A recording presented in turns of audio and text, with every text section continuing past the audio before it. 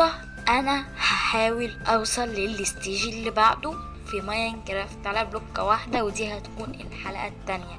فقبل ما نبدأ متنساش لايك سبسكرايب تشترك في القناة، ومن غير اي رغي كتير ومن غير اي كلام كتير متنساش ندعي لاخواتنا في فلسطين، ويلا بينا. بدأت اول حاجة كسرت بلوكات الستون وفرحت شوية ببلوكات الكوبلستون وقعدت اتنطط حبة، ورحت تاني رجعت اكسر في البلوكات بعد وهطور حاجتي للكوبلستون، ودوت هدف من اهداف الحلقة بتاعت النهاردة. هسيبكم مع شوية تجميع ونرجع لكم تاني مع هدف الحلقة الاساسي. See you.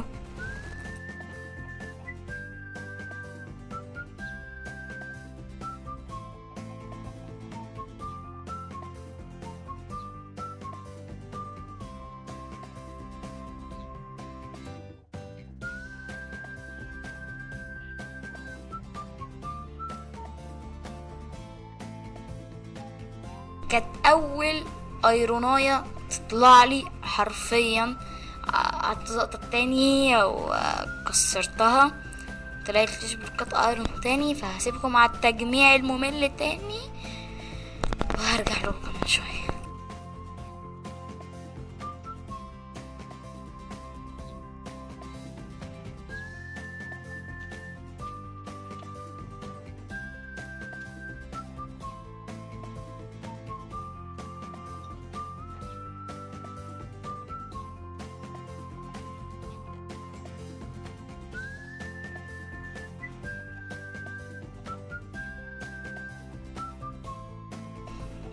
قاعد كده في امان الله بجمع طبيعي جدا، محدش شايل هم حاجه، بنجمع في موارد كله في التمام. عملت لي بيك اكس جديد، موارد جديده، بيك اكس واكس من الستون.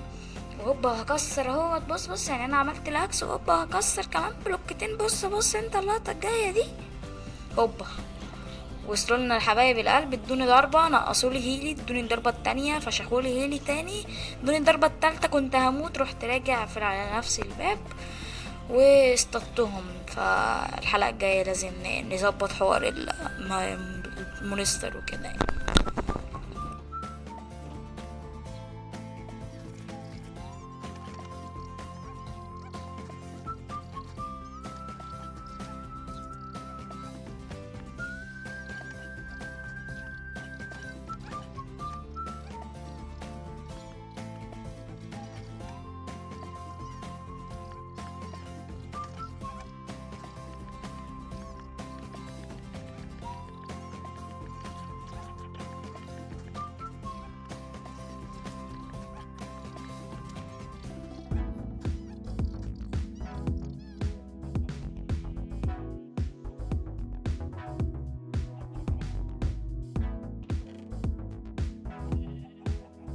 وبعد قليلا من تجميع الموارد هبدأ دلوقتي اعمل المكان الاساسي او المنطقة الاساسية اللي انا هكون ساكن فيها. هنعمل سلابات وهسيبكم مع شوية ميوزك بتحدد عشان بس الفيديو ما يبقاش فيه كلام كتير. احنا بنلعب ون بلوك مش عايزين رغي.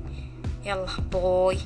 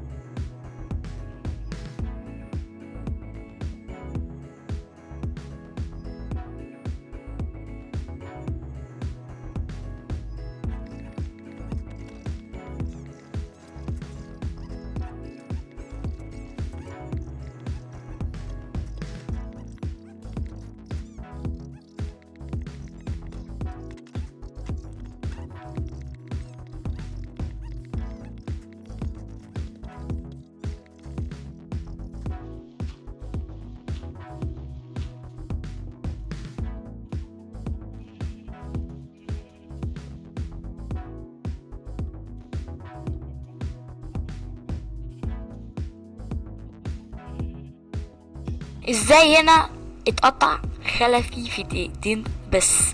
حرفيا شفته من الجزمة ده واترعبت، وحرفيا معرفتش اخد قرارات. فجأة كده حوالي 10 ثواني خلصت ال10 ثواني دول ورجعت اكمل تاني، عارف اللي هو ولا كأن في اي حاجة حصلت يعني. ربنا يتوب علينا يا رب.